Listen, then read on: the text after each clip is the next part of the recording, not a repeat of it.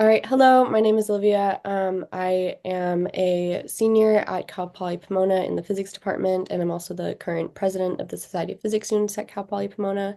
And I'm here with Tony and Vincent Kong. Tony is our current vice president and will be the president next year for SPS. And Vincent Kong is from our industry advisory board and will be doing an interview with us today. So thank you for being here today, Vincent. Yeah, no problem. Um, all right, maybe to start, you want to tell us or just introduce yourself and yeah. Yeah, yeah. My name is Vincent Kong. I'm currently a systems director at the Aerospace Corporation. That's located in El Segundo. I work at the LA Air Force Base, and we provide support to the U.S. Space Force. I'm a Cal Poly alumni. I graduated with a physics degree in 1998. Cool, thank you. Sweet. Yeah. That's very cool. I think that there's a lot of students who'd be interested in that. Did you always want to go into this industry or like what is kind of the loose path that got you there? Yeah, so originally I went to get my PhD at UC Riverside, and I focused on gamma ray astrophysics. And my history there is that growing up, I was a big science fiction fan, big comics fan. The Incredible Hulk from Marvel was my favorite character, and so he became the Hulk due to gamma ray bomb. And so, not knowing anything in my childhood, that's kind of where I wanted to do. And so I went into gamma ray astrophysics for my graduate work after my physics degree. Chasing that, I was hoping to be in academics, like be a professor or doing some research in that field. After my graduate school work, I realized that that's not a very practical field, and there many jobs out there, and the publications for gamma ray research wasn't like groundbreaking or anything. So there wasn't like a lot of academic positions open for that. Hmm. So I taught a year at junior college at Cerritos College in LA. And then while I was doing my full time position at the junior, I discovered this whole defense industry in the South Bay, which no one told me about, even though I was living in LA. And so I applied to a bunch of jobs, and the Aerospace Corporation, which is a federally funded research um, development center, offered me a position. And I didn't realize there's a whole world of these types of entities. And I see a lot of people in physics actually joining them. So besides national laboratories, there's FFRDCs, which is where I work at, and there are places called university affiliated research centers like Johns Hopkins or Utah State. They have one there, Space Dynamics Laboratory, and so there's a lot of opportunities for physics background folks at these locations. That's interesting. Yeah, so I'm currently graduating and will be going to pursue my PhD, but before that I'm taking gap year to work at a national lab. Oh, awesome. I have that want to not go into academia, but I do want to do research. And so I'm definitely seeking out a research position that's non-academia in the future. So that's Oh, interesting. yeah, that's awesome. Um, So, if yeah. I may, is there a specific way that your field would publicize the results that you get in doing gamma radiation work? Yeah, I mean, so like when I was doing the research work, we would try to publish in your peer reviewed journals like Nature, Science.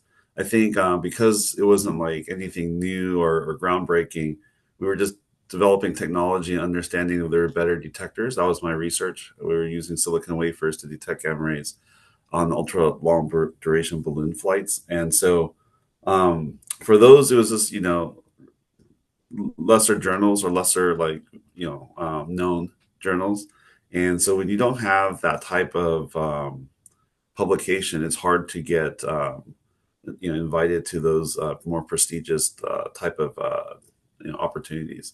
So but that doesn't mean you can't do that research. But and so like any type of physics research, uh, there's known set of publications that you would submit your research to for publication and conferences to go to and things of that nature. So I've done those.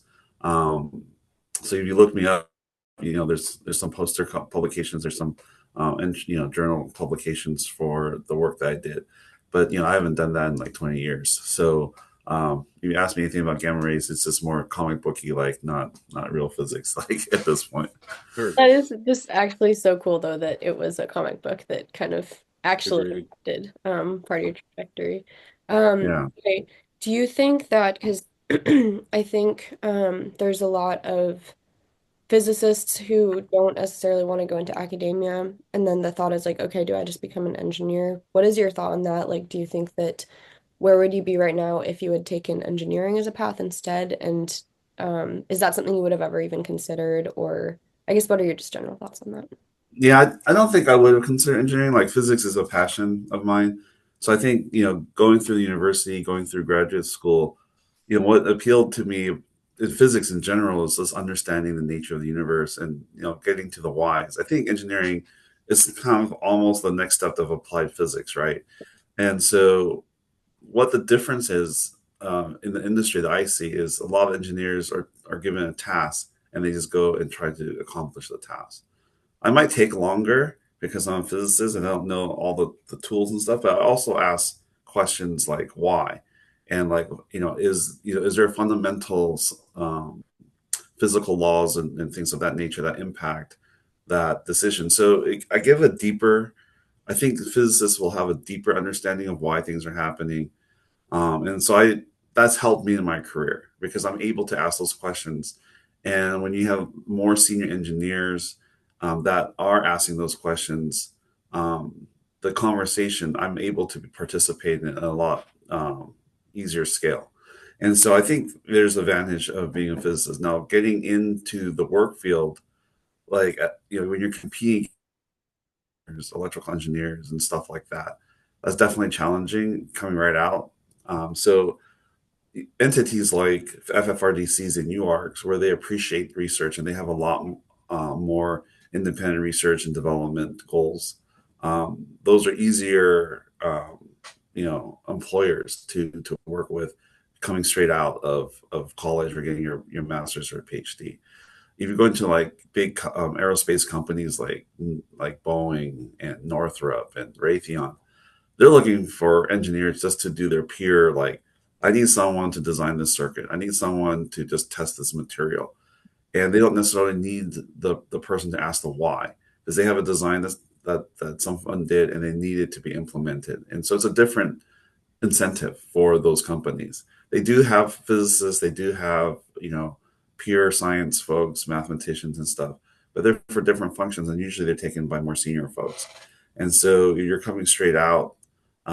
It's easier in my, experience, and always, there's always exceptions to what I'm saying. My experience is that these FFRDCs, UARCs, and other entities, seem like a more approachable path from the people I've worked with. That makes sense. Thanks. Yeah, I think that that's something you said a lot of things that are familiar to me. First of all, I agree with, why we're doing physics. I think that there's very few physics majors that would willingly become have an engineering degree. But at the same time, there's a lot of good work that can be done and a different skill set that is brought. But I think our department kind of preaches that, with a physics degree, you're prepared for anything because you have a unique problem solving skill, and then you are asking the whys. But also from talking to some of my friends who have recently graduated, it's not easy to like, just because you would do well and you're prepared for anything doesn't mean that people are always going to give you that chance. And so, um, I have a good friend. He's, of course, just I think the job market in general for pretty much everyone is just pretty hard to penetrate. But would you say that like once you get in, it's easier? Because I guess then I've heard that it's hard to get that first position. Um, and that may or may not have to do with being a physics major. But once you get that first position, it's easier to excel and to reach higher positions. I think definitely once you're in, and the baseline is you have to have good work ethic. You have to be responsible. You have to be able to communicate. And so I've seen a lot of folks that have the stereotype like, oh, physicists are this way. They're like non-sociable, they're weird, or they're quirky. But whatever work you do, whatever employer you have to understand what their incentives are. So if you're for a for-profit company like Boeing or something, let's say you get in there, you have to understand what the bottom line is. And so you can't just go and say, "Oh, I got hired, and I'm just going to be um, my way or the highway" type of thing. So there's some soft skills that are needed to understand, and you have to have that work ethic. I mean, it's very easy um, for employers to quickly like, see if someone's going to work out or not, and if they're trying or not. So I think for young people, I know there's a lot of a shift in culture for a lot of companies, and a lot of companies are trying to adapt to what causes are people interested in, or what type of benefits and amenities that the new generation is looking for a company to be a sustainable workplace environment. And I think that there's a balance between those, and so bottom line, I think, is you have the work ethic and you're willing to learn. There's a lot of times the work world is going to be different from academics, and a lot of times there won't be solutions already. A lot of time in academics, you already have, there's a textbook, there's problems that you're given, but most of the time, those solutions are known and you can find them. A lot when you're in the work world, especially when you're in cutting edge technology, regardless if it's physics related, engineering related, or something else, there might not be a 100% complete solution. And you're going to have to be comfortable with that. And you have to be comfortable working with folks with strong personalities, and be able to communicate and get credit for the work that you do. And how you maneuver that, navigate the work world, that will get you your success. So I think a lot of people jumping in, they're like, oh, I'm going to be a physicist, I'm going to be working by myself in a lab somewhere.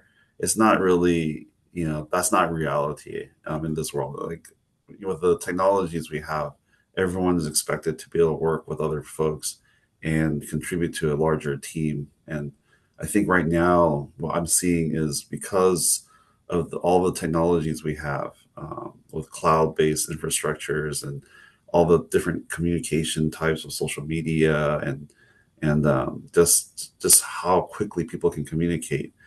There's a more enterprise look, and so people are expecting folks to be able to work across multiple disciplines and be successful there.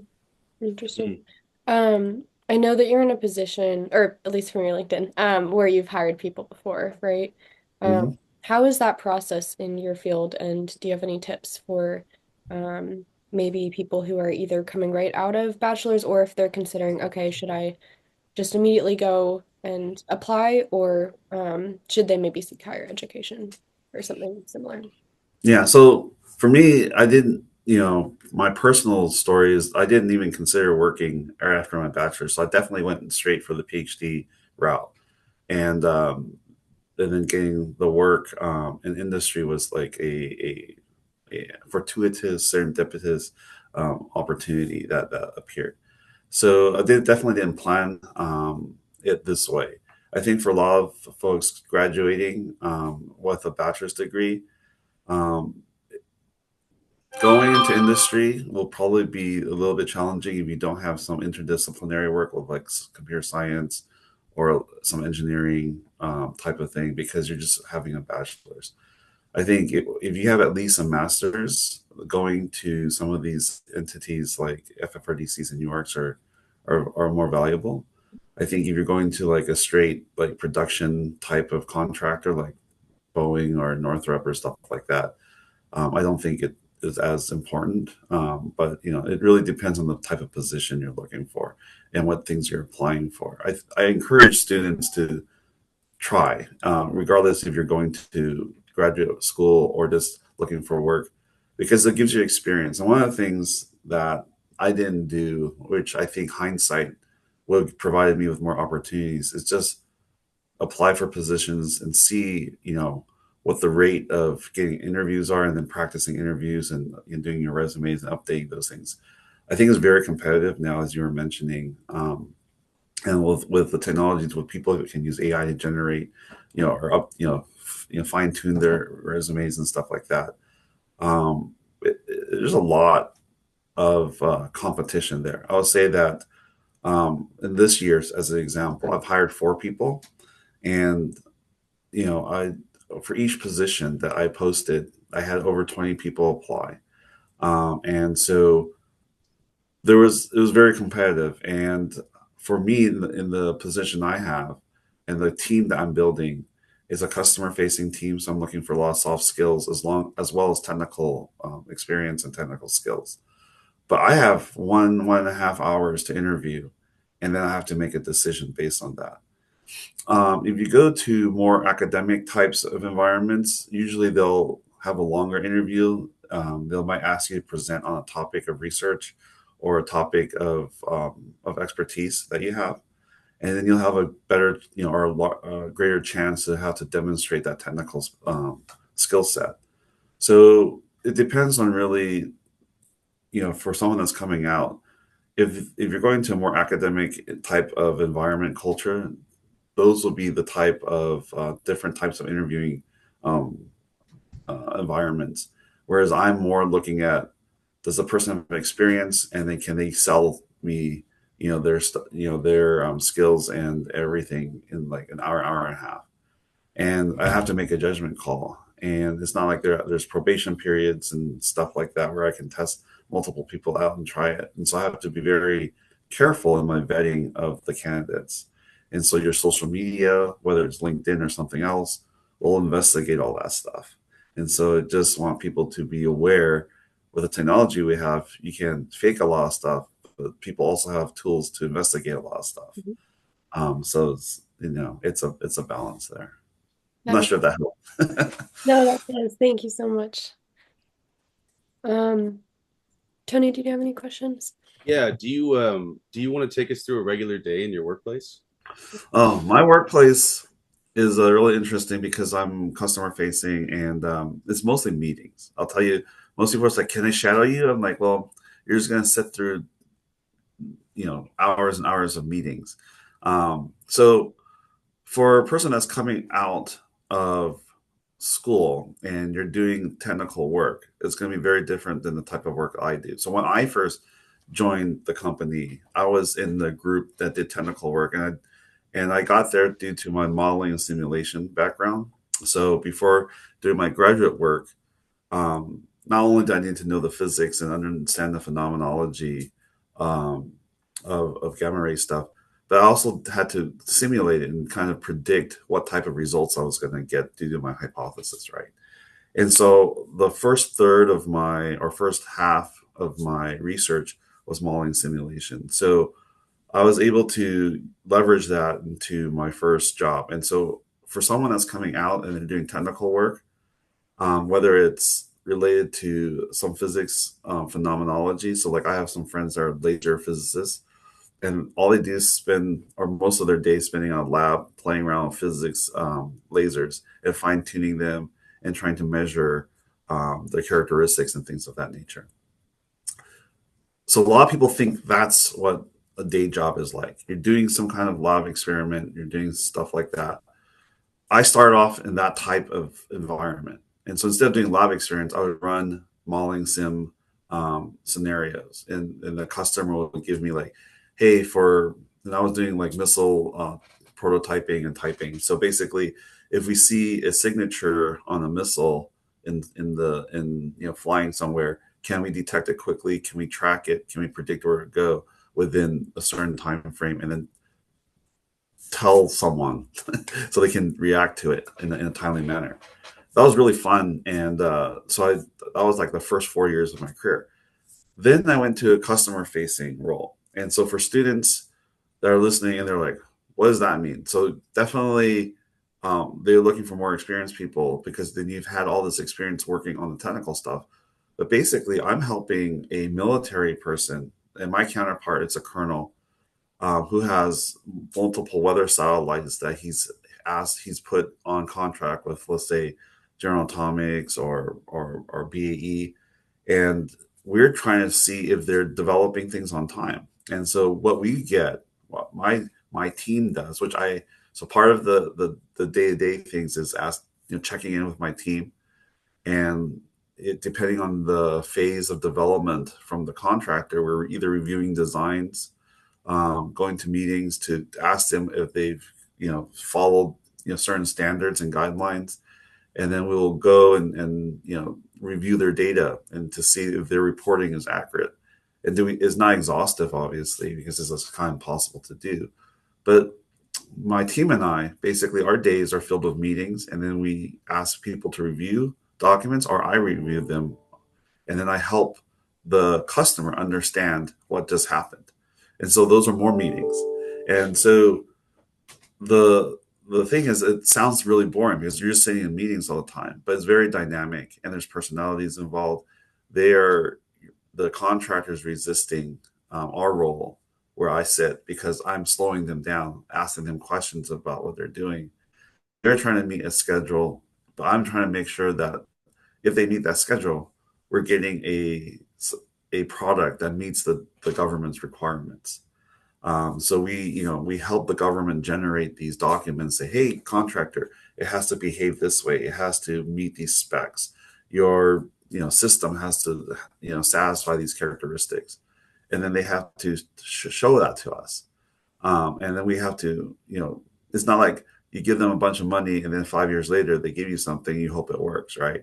So part of my job is tracking that and being able to interpret all the science and all the technology that goes in there and helping the customer, which in this case is the US Space Force, um, understand, and then they can make decisions on whether they continue to reward the company with funding or they have make considerations of things of that nature.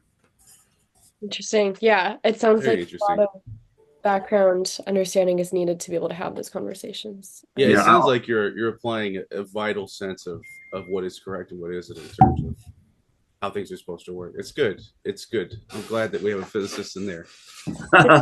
Yeah, yeah. Well, I mean, I'll tell you, like where I'm at now, I went from being a subject matter expert on some modeling sim thing on the focal plane and Very understanding what the detections are to now where I manage a team, and I wouldn't be able to be successful without anyone on my team because I'm not expert on batteries, I'm not expert on solar panels, I'm not expert on thermal systems, I'm not expert on like the communications, the radio frequency radios, but I've got exposure to all those, and my physics background has allowed me to understand it conceptually and be able to understand the data that comes out. I can read the graphs. I can understand the different regression tools that are being used. I can understand like the different charts, and then whether it's a Gaussian or Lorenz curve and stuff like that. All those things I learned from physics, but the specific thing about each subsystem or component, I rely on a subject matter expert or someone that has expertise there, and I put it all together, and that's kind of the physics that helps me do all that. That's cool. When I was applying to undergrad, I didn't know exactly what I wanted to do. And so I was like, okay, I'll have physics as this really broad but basic level of understanding that I can build stuff on it. It sounds like that actually is kind of true in the way you're applying it. Oh yeah, definitely. I think the other aspect I didn't talk about in my work is I also advocate for research in the company because in my area, one of the things is right now my current job is I'm in charge of all the weather programs that the Department of Defense tries to acquire for space-based systems. And our company does independent research and development also. And also, there's other entities in the community like Air Force Research Lab, Naval Research Lab that also do that. And they're trying to understand, they have scientists and they have engineers that are trying to do research and apply for funding. And so, my research background and my physics background allows me to, inform those and understand the opportunities there.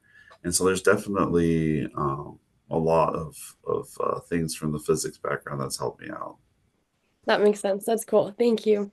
Yeah. And then real quick, I'm not gonna want to keep it not too much past a half hour, so students unfortunately seem to have a low attention span, or Sure. at least I do. But anyways, I was wondering if you could tell more about both your experience at Cal Poly Pomona, so like if you were part of any student organizations, if you were part of student research, and if there's any like faculty members who really helped you, or programs at Cal Poly that helped you, or things that you wish you'd taken more advantage of.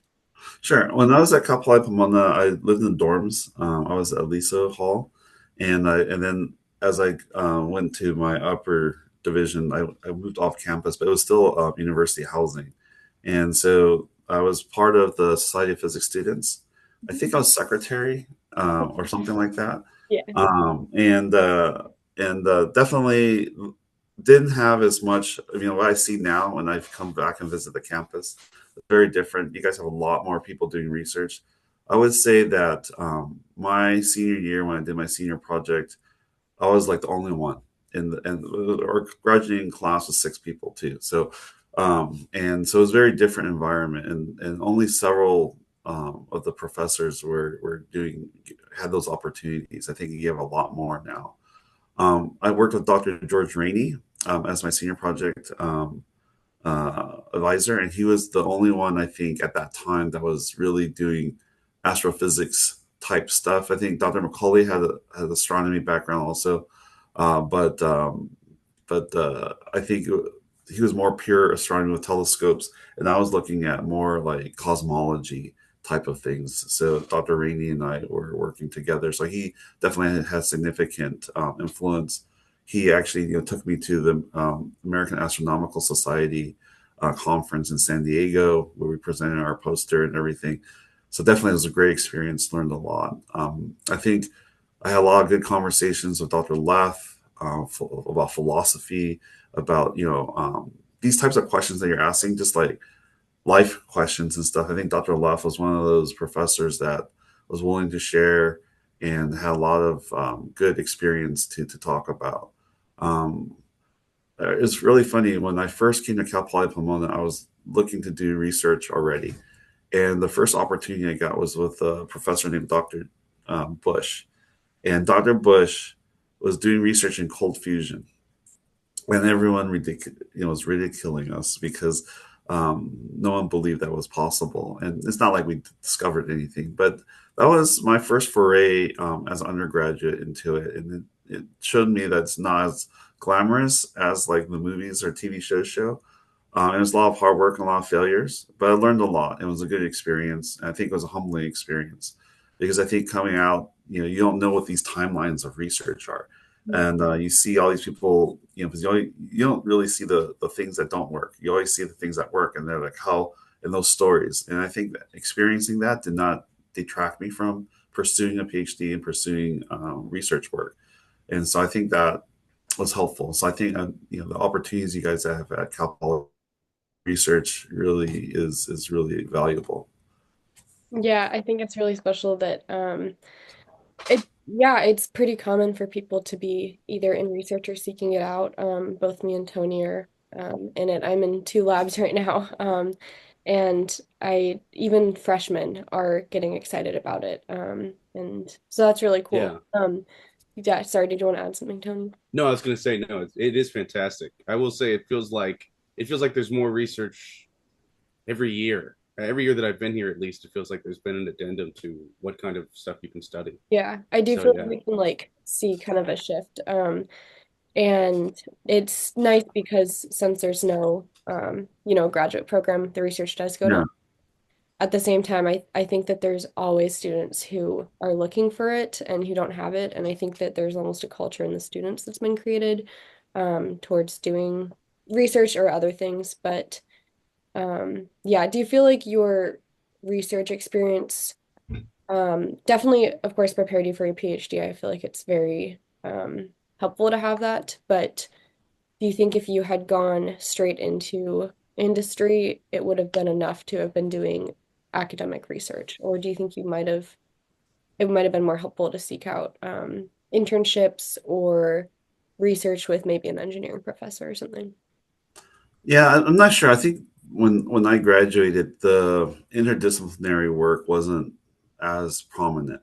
Hmm. I think people barely knew how to email at that time, and so it was a different time frame. And so I didn't do much internships. I actually got the only type of work I was doing besides like the research stuff was I did work grading papers for Dr. Jewett, when he was a professor here, and made a little bit of money that way. But in terms of like industry stuff, I did not explore that. That wasn't my goal at the time. Hindsight, that would have been a good experience. That might have changed my trajectory. But right now, I think all the path that I've taken, I don't regret any of that, and I don't think that I would have changed anything at this point because I feel like it's been successful. Um, I make a decent living. I live in Redondo Beach, so like it's pretty nice, and by the ocean, and I work at a company that's I've been able to move around. So like I haven't had a job for more than 4 years at one point, at a time, but always at the same company. So I've been moving around a lot at my company, and sometimes for as little as 1 year before I jump to another job. So even though I'm a risk adverse person, the company that I'm at has allowed me to take more risks and become more comfortable with risk taking.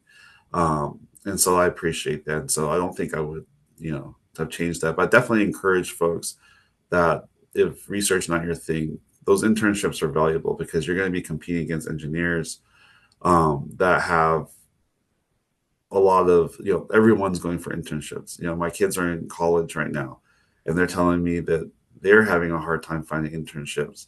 And so there's definitely, you have to be able to understand what the scale of reality is. A lot of people are like telling me, "Oh, I applied to like 3 internships. I didn't get anything." I was like, "3? You should be applying to hundreds maybe, and then you might get a couple."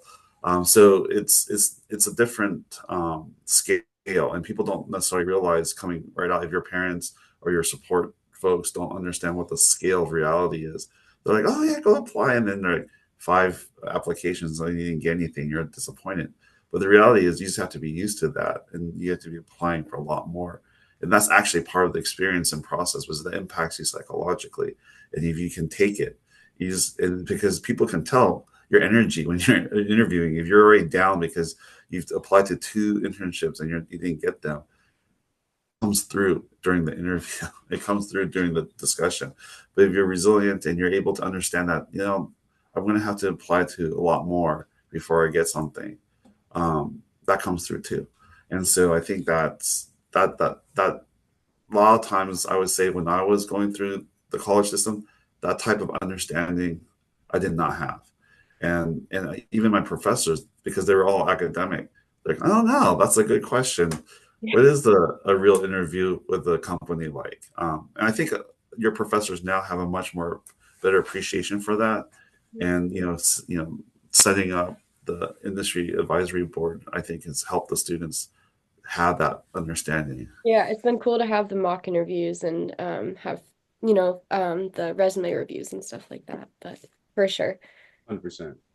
Um, Another question, have you felt the impact of any sort of funding cuts in your field? Because on the academia research side, I've noticed a lot applying for grad schools this year. It got a lot more competitive. I have a lot of friends who are very qualified, applied to like 20 schools and didn't get in.